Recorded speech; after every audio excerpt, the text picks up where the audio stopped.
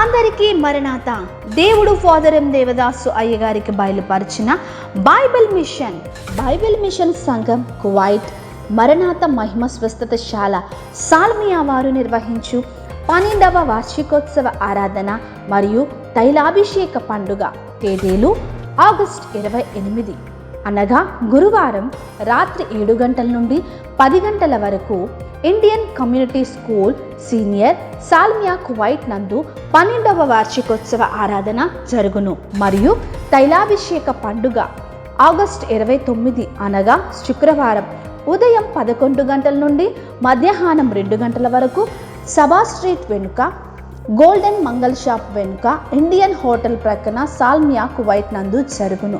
వాక్యోపదేశకులు అపోస్తలులు reverend doctor P Sajeevarao అయ్యగారు, Bible machine president, మరణాత మహిమ స్వస్థతశాల వ్యవస్థాపకులు, అంతర్జాతీయ ప్రసంగికులు వారిచే అద్భుతమైన ప్రసంగములు వినిపించబడును.